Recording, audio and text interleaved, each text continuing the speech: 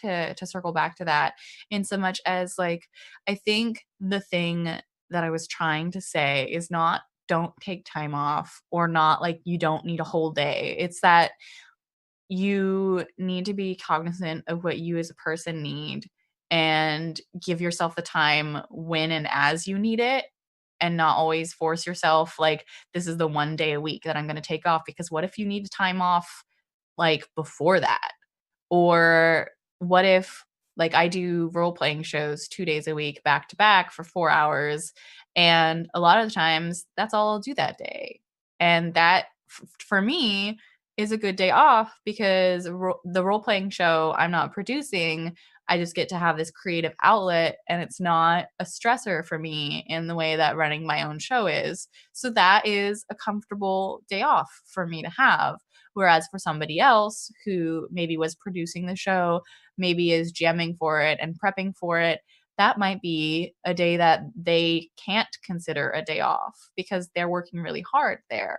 Another thing for me is that I don't take a day off every single week, but I have every 2 or 3 weeks, I take a whole weekend off. And that's something that I do and that I plan for. And I know that's going to happen. And so that is a comfortable way for me to schedule my life and my time. But I also am like, that's me as a person, and someone else might be like cognizant of the fact that like, I know that I'm going to push myself too hard. I know that I need to commit to having a day off every single week, or else I'm just not going to take time off. And so I definitely think that the idea of like, this is how all entrepreneurs do it, and so I should be comfortable with that, is one of the, like, it's a false comparison again. Like, you have to see what you're comfortable with.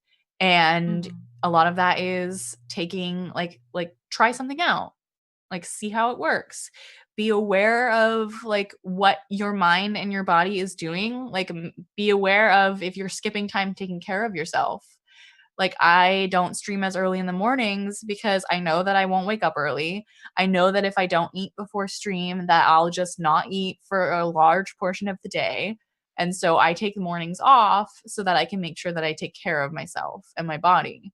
And that's an important thing for me. Whereas for someone else, waking up for them might be a lot easier. And so they could start stream a lot earlier and be comfortable with that. I think that it's really important in all of this mental health stuff to make sure that you do take advice from people who might have experience, but also like, not everything's going to suit you.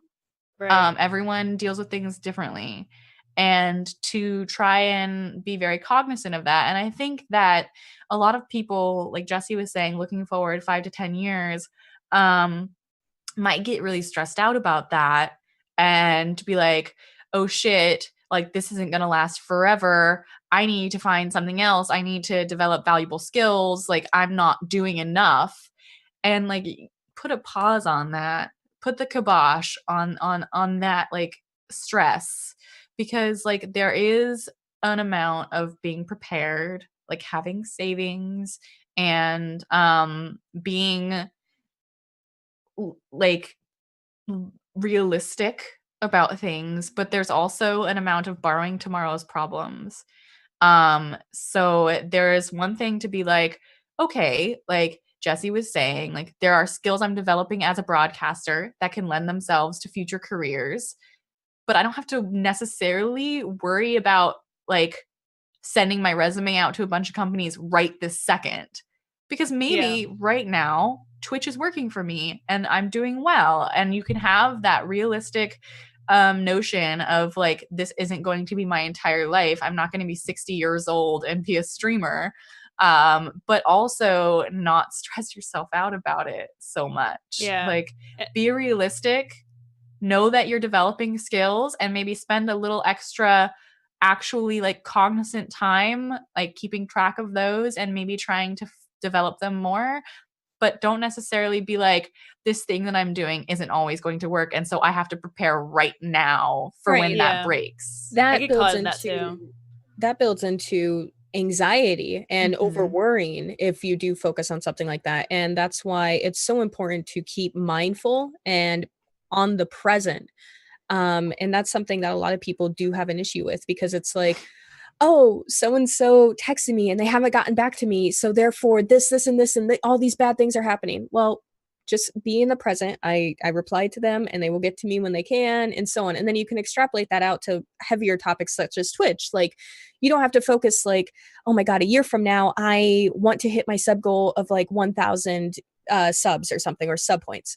Well, that's great. But if you don't have weekly goals of like, well, this is what I'm going to do, I'm going to actually have a schedule. I'm going to focus on games that I know that my community likes, or they have suggested that I get into role playing, or they suggested that I do more creative and building casts. So, like, if I do those things, I can also reach another audience.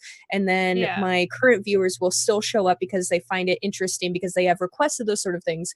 And then before you know it, you have 52 weeks of content technically like all planned out. And it's okay if, like, you Yeah. know, half of those weeks don't really turn out, but you have a plan and a goal, and then you take it 1 week at a time, 1 day at a Yeah. time, 1 hour at a time.